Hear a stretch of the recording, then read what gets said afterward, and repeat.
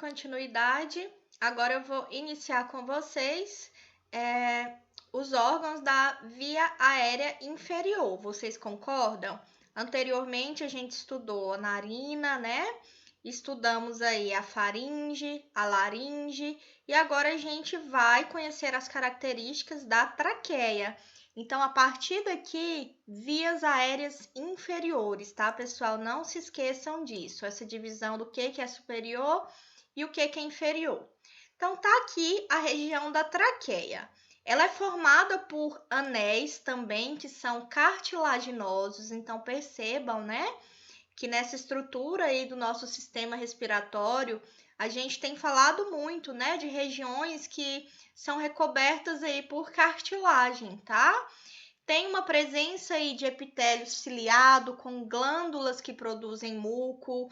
Não sei se vocês já estudaram, né, na biologia, lembra aí do nosso citoesqueleto, os nossos microtúbulos. Microtúbulos dão origem a estruturas ciliadas, flagelos, e é justamente por isso que nesse trato respiratório a gente tem a presença dos cílios, porque é graças a ele que a gente consegue fazer a remoção de impurezas dessa região, tá? Então acaba que é ele que controla, por isso que ele é uma estrutura que ele é móvel, justamente para bater, para fazer movimento, né?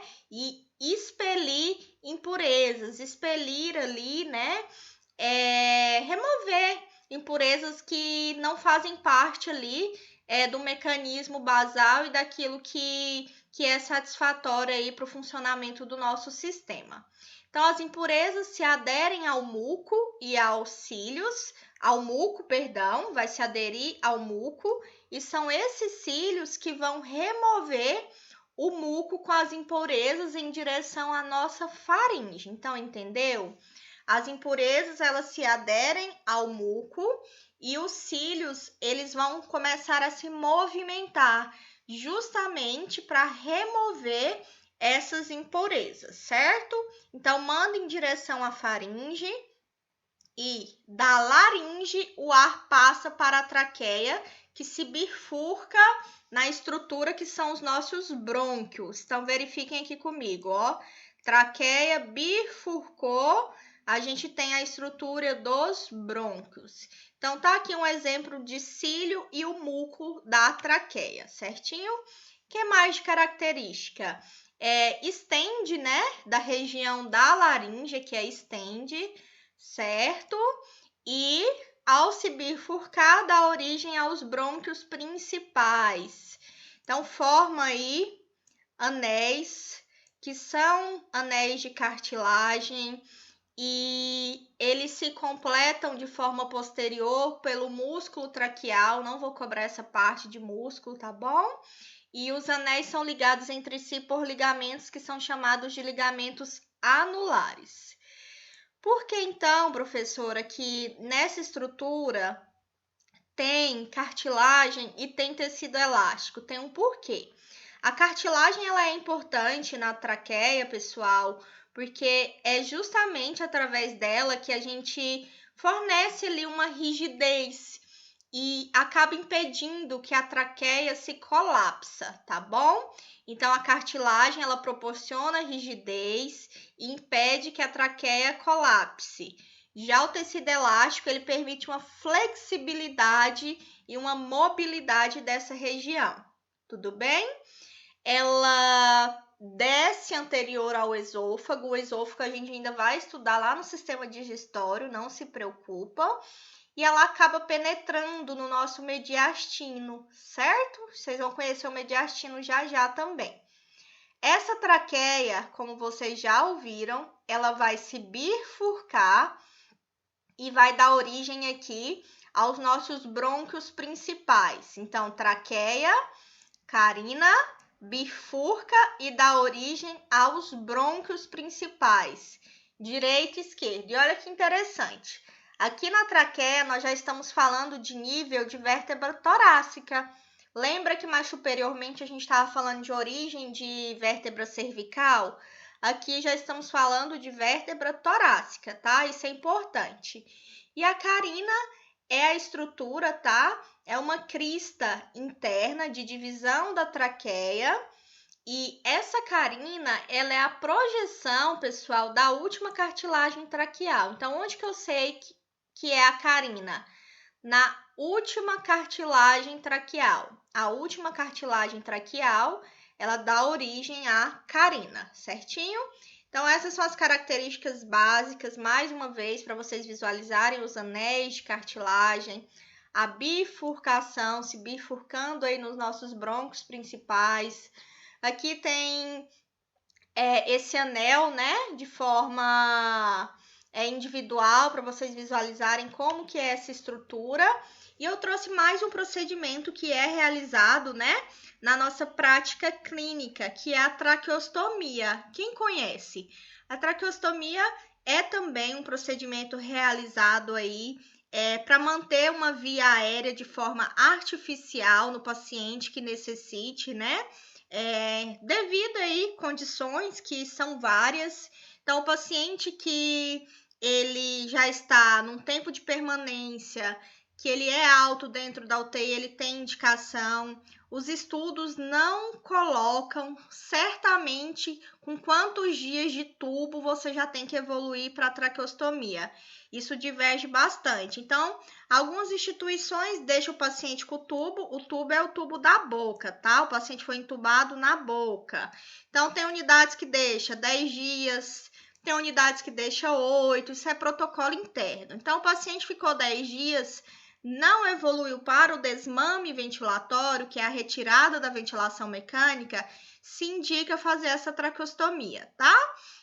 Então, a traqueostomia vai ser aí esse procedimento cirúrgico, essa incisão na região da traqueia, que muda, não é na região da laringe, é na região da traqueia. Eu quero que vocês se atentem a isso. Facilita o desmame ventilatório, que esse paciente ele reaprende a respirar. A gente, enquanto equipe multi, a gente inicia os desmames ventilatórios, a gente programa alguns horários do dia para desacoplar ele do ventilador, lógico, se ele tiver condição, são vários fatores, exame laboratorial, sinais vitais, exame radiológico, então tem toda uma clínica para se observar e definir a conduta do desmame. Vai ser um assunto lá para a aula de UTI de vocês, tá bom? Então, eu só quero que vocês entendam que esse procedimento existe e que esse paciente, ao mesmo tempo que ele está acoplado à ventilação, ele também pode estar usando uma traqueostomia já em desmame, ou seja, trocou essa cânula de plástico para a cânula metal e pode estar pensando numa decanulação. Então, decanula o paciente quando ele melhora, é a retirada e o fechamento do orifício, tá? Então, essa é a traqueostomia. Falou de traqueia, lembra da traqueostomia. Então, estamos indo, quase chegando lá na nossa hematose, né? Que é o processo mais importante aí da nossa troca gasosa. E os brônquios e o bronquíolos? Vamos conhecer. Os brônquios, não confunda, são duas ramificações da porção final da traqueia, tá, gente? Então, esse brônquio, ele vai penetrar lá nos pulmões. Então, tá aqui, mais uma vez. Traqueia, consegue acompanhar? E brônquio. Logo vão vir uns bronquíolos. Olha que legal. Já os bronquíolos são ramificações dos brônquios. Então, os bronquíolos vão ser formados por brônquios que terminam lá nos alvéolos. Tudo bem? Ambos apresentam a mesma constituição da traqueia. São cartilaginosos, ok? Então, aqui está a nossa árvore brônquica, que vai formando certinho. O brônquio principal, tá bom? Esse brônquio, para quem não entendeu ainda, é essa região que vai garantir que o ar que for inspirado, ele chegue até os nossos pulmões, tá? Mais preciso, lá na região dos alvéolos, onde vai ocorrer a troca gasosa, tudo bem? O que mais que é importante aqui, professora? O brônquio principal, bifurcou, brônquio principal. Ele penetra na região do hilo pulmonar. O que é isso? Nunca ouviu falar. Eu vou mostrar para vocês já já. É através desse hilo pulmonar que vai dividir e subdividir o nosso parênquima pulmonar. Então, esse parênquima pulmonar é justamente essa árvore brônquica, tá? Então, quando a gente está em algum processo patológico que tem aí disfunção, né, do nosso sistema respiratório, é justamente nessa região do nosso parênquima pulmonar, porque é nessa região que estão aí o sistema dos tubos aéreos que se ramificam e que forma essa nossa grandiosa árvore tráqueo-brônquica. Então, árvore tráqueo-brônquica. O hilo pulmonar, eu vou explicar para vocês, ele é uma estrutura muito importante, então, através dele vai entrar e sair vasos, artérias, vasos linfáticos, o próprio brônquio principal. Então, é uma estrutura que ela é importante. Quando se tem trauma dessa região, é uma gravidade muito grande, porque eu lesiono, né, vasos que estão suprindo a nossa região pulmonar, certinho? Ok. E o que é muito mais importante? Saber diferenciar o lado direito para o lado esquerdo. Por quê? Percebam aqui comigo, ó. A direita. O que a gente visualiza? Um brônquio que ele é mais curto, concorda? Olha o tamanhozinho dele. Ele é mais curto, ele é mais largo e ele é mais vertical. Que mais, professora? E ele tem 3 brônquios lobares. Vocês vão concordar comigo. 1, 2 e 3. Já o esquerdo, pessoal, percebam. Longo, tenho certeza que vocês vão concordar. Mais estreito, olha a diferença desse tamanho para esse. E mais horizontalizado. E o que mais que eu difero aqui, professor? Olha aqui, quantos brônquios lombares eu tenho. 1, 2. Viu que interessante? Então, são características que são importantes e faz a diferença. Então, do lado direito, curto, largo, vertical, 3 brônquios lombares. Do lado esquerdo, longo, estreito, horizontal e 2 brônquios lombares. Nossa, chegamos. Agora sim, chegamos aqui na cereja do bolo, o alvéolo. Que região é essa? São esses saquinhos aqui, ó. Toda essa região alveolar que está recobrindo os nossos bronquíolos. E por que ela é importante, gente? Os alvéolos são bolsas de ar que elas são ricamente vascularizadas. Bolsas de ar ricamente vascularizadas. É nessa região, para quem ainda não compreendeu, que ocorre a nossa troca gasosa, ou seja, o nosso processo tão famoso que se chama hematose. É a troca do gás carbônico do sangue pelo oxigênio capturado no ambiente. Pessoal, eu não quero que vocês saiam dessa aula sem ter essa noção de que é a hematose, em qual região do nosso sistema respiratório ela acontece. Isso aqui é para a vida, tá? Vocês vão ouvir falar muito disso aqui na carreira acadêmica de vocês, praticamente toda. Então, aqui na região dos alvéolos, que são bolsas de ar ricamente vascularizada, é onde vai ocorrer a hematose, que eu vou explicar para vocês.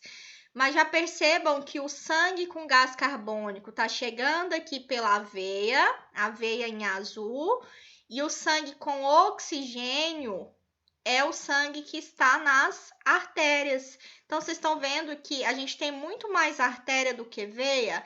Então, já fica a dica que a gente tem muito oxigênio na região do alvéolo, certo?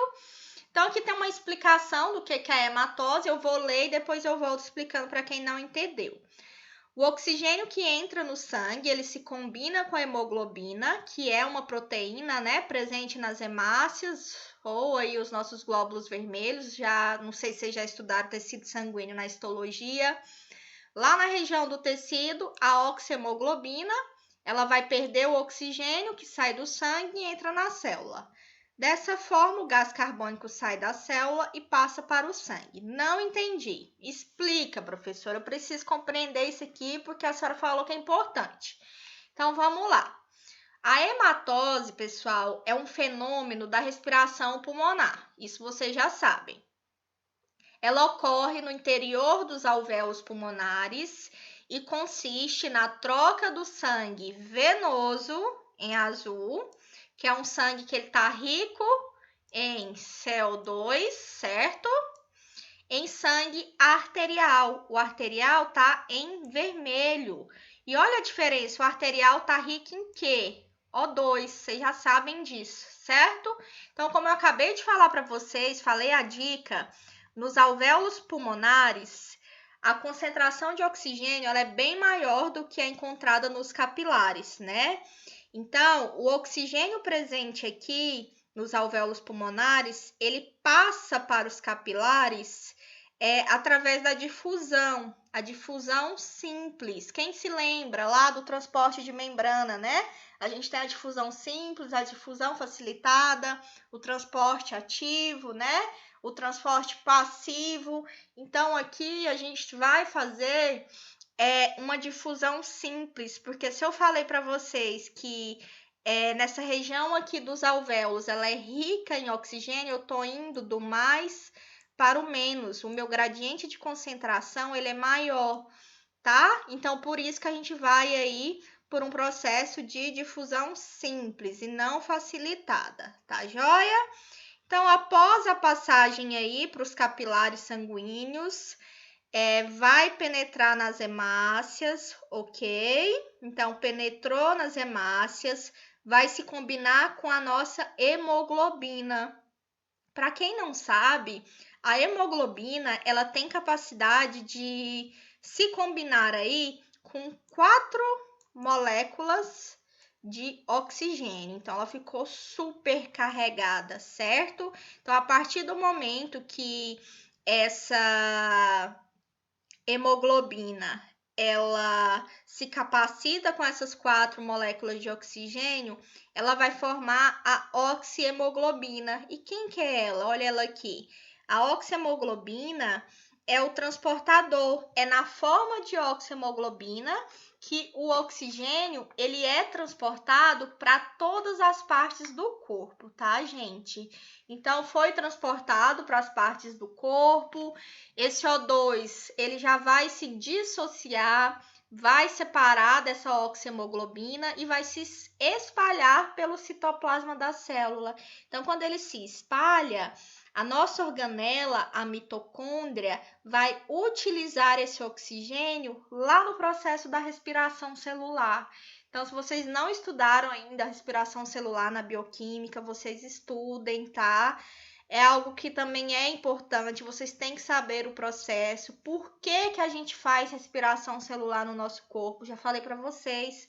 Lá no final, a gente tem que ter um saldo positivo de ATP, que é a nossa principal moeda energética, tá? Então, não é assunto para essa aula, mas na respiração celular, vocês sabem que a gente passa pela glicólise, faz a oxidação do piruvato, né? Transformando em acetil-CoA, que esse acetil-CoA vai entrar no ciclo de Krebs, vai rodar esse ciclo, que logo após vai cair na cadeia transportadora de elétron e fazer a fosforilação oxidativa, tá joia? É bonito demais, né, gente? É muito importante. Quando a gente entende o mecanismo, né, associando a bioquímica com a anatomia, fica bem mais fácil, tá? E por que que esse gás carbônico, ele é gerado? De onde? De onde que ele vem? Que é tão prejudicial? Nesse processo de respiração celular, é feito oxidação, né? Então, a oxidação da célula, ela acaba aí eliminando o gás carbônico. E esse gás carbônico, ele vai ser eliminado pelo nosso corpo na expiração. Então, na inspiração, eu estou jogando esse ar para dentro. Na exa, eu estou jogando para fora, que é o CO2, tá joia? Que é o gás carbônico. Tudo bem? Ficou claro? Aí eu trouxe aqui mais algumas imagens, só para vocês se familiarizarem mais uma vez. Olha aí os alvéolos, os capilares, certo? as veias, né, com sangue aí desoxigenado, as artérias com sangue oxigenado, certinho. E lá na aula do sistema cardiovascular eu vou explicar o processo certinho para vocês, que é esse processo aqui, ó, da grande e pequena circulação. Aí nós vamos fechar com chave de ouro e vocês vão levar isso aqui no ventrículo esquerdo do coração de vocês, que é a parede mais importante do nosso coração, para não esquecer. Então, fechamos? Agora aqui eu vou discutir alguns músculos que são importantes nesse processo, que é o diafragma e os músculos intercostais, tá? Por quê? A entrada e saída de ar nos pulmões depende da diferença entre a pressão da atmosfera e a pressão intrapulmonar. Eu já conversei com vocês sobre isso aqui lá no laboratório, né? As pressões são diferentes. A pressão da atmosfera ela é bem positiva, né? Então, dentro do pulmão, a gente tem um outro nível de pressão. Então, esses músculos respiratórios, eles acabam auxiliando essa mecânica ventilatória, tá bom? Então, aqui hoje o diafragma e o músculo intercostal. O ar ele se movimenta do local de maior pressão para o local de menor pressão. Isso é regra. Maior pressão vai estar na atmosfera. Então, vai uma pressão positiva, quando eu inspiro, eu acabo jogando ela para dentro do meu pulmão. Então, como que é a mecânica? O ar entra no pulmão e sai dele em razão da contração e do relaxamento do diafragma. Então, é essa musculatura que comanda aí essa contração e esse relaxamento. E já a musculatura que separa o tórax do abdômen e de alguns músculos também é ele, tá bom? Então, o ar entra nos pulmões e sai deles em razão da contração e do relaxamento do diafragma. E o diafragma, como eu mostrei para vocês, é um músculo, né? Que ele separa o tórax do abdômen e de alguns músculos intercostais. Lembra que lá na aula até apontei para ele? Eu falei, olha, qual que é esse músculo que está fazendo a transição aqui do tórax para o abdômen? É justamente esse diafragma. E aqui só para vocês entenderem a mecânica respiratória. Quando a gente inspira, quando eu inspiro, eu estou colocando o ar para dentro do pulmão. Então, na inspiração, tem uma contração dos músculos intercostais e diafragma. A gente aumenta o volume da caixa torácica, porque eu estou enchendo aquele pulmão de ar, e eu diminuo a pressão intrapulmonar. Vocês concordam? Porque eu estou pegando a pressão positiva e colocando lá dentro do pulmão.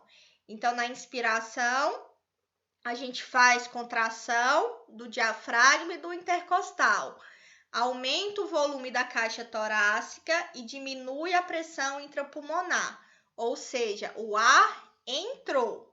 Já na expiração, é o contrário, é o relaxamento desses músculos. Eu tenho uma diminuição do volume da caixa torácica, porque eu relaxei, e vou ter um aumento da pressão intrapulmonar, porque esse ar saiu. Ficou legal? Concordaram? Então, é isso, tá?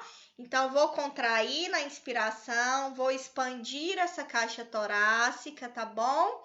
E já lá na saída, que é na expiração, a gente relaxa. Eu aumento a pressão intra ali pulmonar, ok? Então, essa é a mecânica. Então, já quase finalizando, agora a gente vai estudar os pulmões, né? Então, eu coloquei um resuminho aqui do que é, né? Então, esses pulmões são dois órgãos de forma piramidal. Tem uma consistência que ela parece uma esponja, certo? Fica localizado dentro da nossa caixa torácica. A gente já estudou osteologia da caixa torácica. Falei que eram ossos que protegiam, né, esses órgãos vitais. É revestido aí por uma membrana que chama pleura, tá? E a gente vai conhecer a pleura visceral, que está mais interna, e a pleura parietal, que está mais externamente, tá bom? E o que é essa pleura? É uma membrana, gente, transparente e fina. ela tá ligada ali, né, à nossa caixa torácica, protegendo os pulmões, protegendo o coração, certinho, contra atritos, porque acaba que fica ali, né, a região contra atritos quando eu tenho essas pleuras. Os pulmões humanos, eles são divididos em segmentos, que são os lobos. A gente vai ver cada um, não se preocupa. E a diferença também aqui que tem é que o pulmão esquerdo, ele possui 2 lobos e o direito possui 3. Vou mostrar para vocês já já. Não se preocupe. O pulmão direito é mais espesso, mais largo do que o esquerdo. Aqui também tem característica, ó. É também um pouco mais curto, porque o diafragma é mais alto, que é o local onde o fígado vai se acoplar. Então, olha aqui, o direito e o esquerdo. Perceba que o direito é mais largo, mais espesso, tá? E ele é um pouquinho mais curto, porque, né, vem o diafragma e vai vir também o fígado nessa região, tá bom? E o pulmão esquerdo, ele tem uma concavidade que é a incisura cardíaca, que é justamente onde o coração ele vai aqui, ó, se acoplar. A base de cada pulmão é apoiada no diafragma. Como vocês já sabem, o diafragma é a musculatura que faz a transição, separa o tórax do abdômen, tá? No espaço intermediário das pleuras, há um reduzido espaço que é ocupado por um líquido que lubrifica, tá? Então, esse líquido, ele não vai permitir atrito, ele não vai permitir colabamento, fechamento desse pulmão, porque é a pleura que secreta, então mantém a região lubrificada. É esse líquido, é esse lubrificante que mantém juntas as duas pleuras, fazendo com que elas se deslizem, como eu falei para vocês, reduzindo o atrito durante os movimentos respiratórios. Imagina aí se não tivesse esse lubrificante. O tempo inteiro a gente está fazendo inspiração e expiração, inspiração e expiração. Então, se não tivesse, teria muito atrito. Então, essa é a função, tá bom?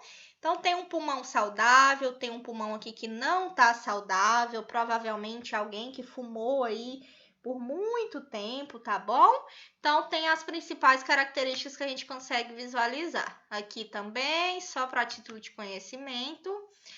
E mais algumas informações importantes. É o órgão principal da respiração, concordam? Até aqui vocês já sabem.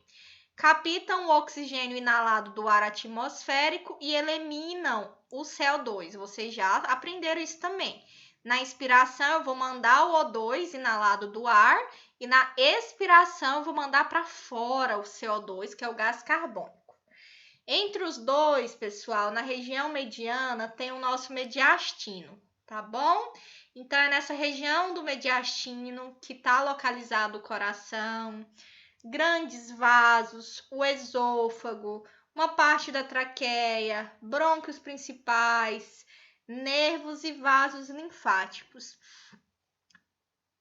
Por isso que quando o paciente vai fazer cirurgia cardíaca, é justamente essa região do mediastino que é feita a incisão, que é aberto, tá? Esse mediastino ele é subdividido aí numa parte que é superior, então aqui o mediastino superior e aqui o mediastino inferior. Não precisa se preocupar, tá, gente? Eu só quero que vocês saibam que essas estruturas aqui, ó, grandes vasos, esôfago, uma parte da traqueia, os brônquios principais, os nervos, os vasos linfáticos e o pulmão, ele fica aqui nessa estrutura do mediastino. O pulmão tá mediano, então o mediastino está no meio. Aí a gente tem aqui os dois pulmões, tá bom? Então, ele é classificado como mediastino superior e mediastino inferior. E o inferior, ele se classifica mais em 3 partes, pegando aqui, ó, anterior, médio e posterior. Mediastino superior, mediastino inferior. O inferior se subdivide em anterior, médio e posterior, ok?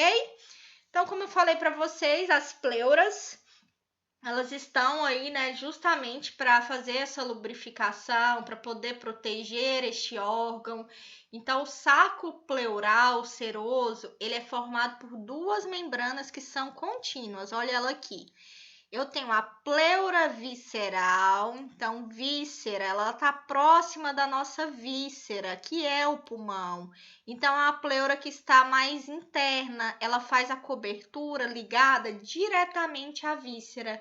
Então, é a pleura visceral que reveste toda a superfície do pulmão. Já a pleura parietal, ela reveste a cavidade pulmonar, então ela é a cobertura externa, tá? A visceral, a interna, e a parietal, a externa. Tudo bem?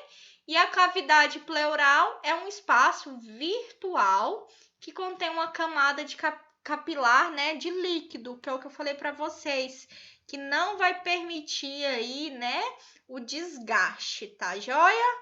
Porque a pressão na cavidade pleural é subatmosférica, então ela é essencial, como eu falei para vocês, para a mecânica respiratória, porque aqui fora a pressão é mais positiva, internamente é mais negativa. Então, daqui saber que tem a pleura visceral, a parietal e que a gente tem uma cavidade entre elas, que é o espaço virtual, que contém o líquido pleural, tá?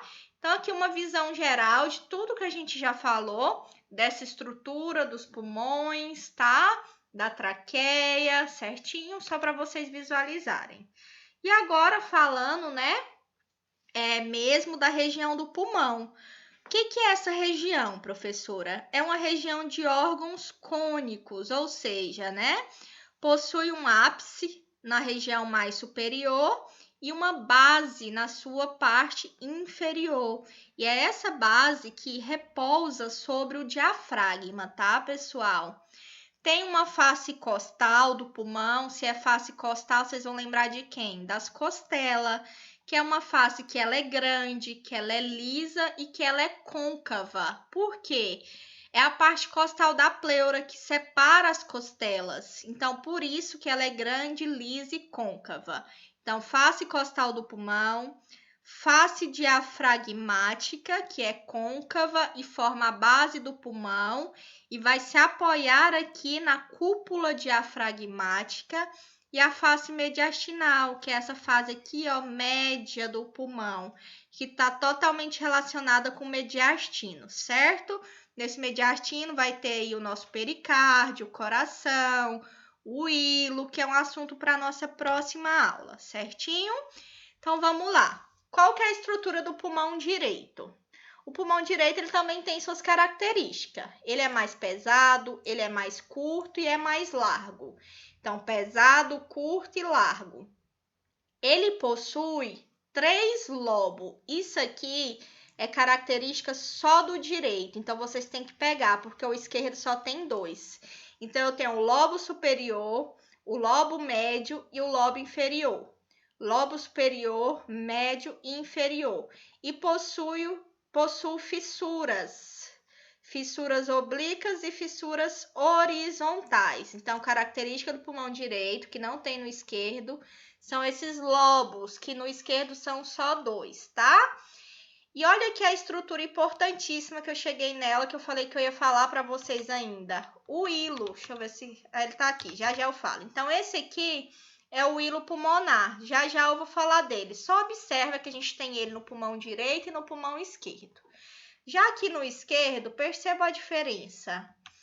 Ele não é tão curto, olha aqui, ó, olhando o direito e o esquerdo. Ele não é mais largo, certinho? Então, a diferença aqui é que aqui nós temos apenas lobo superior e lobo inferior, são 2. A fissura, ela é apenas oblíqua. A gente tem a incisura cardíaca, que é onde esse coração ele vai se alojar, é característica do pulmão esquerdo, e tem a língula, que é uma estruturazinha que está aqui na ponta, tá? Então, percebam a diferença do direito para o esquerdo, tá joia? E agora vamos aqui comentar sobre o hilo pulmonar. O que vocês acham? Esse aqui é o direito ou o esquerdo, olhando pelos lobos? Direito, né? Muito bem. Superior, médio e inferior. Então, esse hilo pulmonar, que é essa área circulada, são estruturas que suprem os pulmões. Olha a importância, né? É a raiz do nosso pulmão, pessoal. É um orifício localizado na posição, né, na porção interna do pulmão e está na face mediastinal de cada pulmão. O que se forma aqui nesse hilo? É formado por estruturas que chegam e saem dele. E quais são elas? Eu tenho aqui, ó, mais amarelado, os brônquios, certinho. Em vermelho, a gente tem as veias pulmonares superiores. Em azul, a gente tem as artérias pulmonares, tá? E a gente também tem vasos linfáticos, olha eles aqui, os linfonodos, tá bom? Então, ó, aqui a cor mudou. Lembra que o vermelho era artéria e o azul era veia? Então, não se apeguem tanto pela cor, tá? É mais uma questão didática. O que compõe esse ilho pulmonar?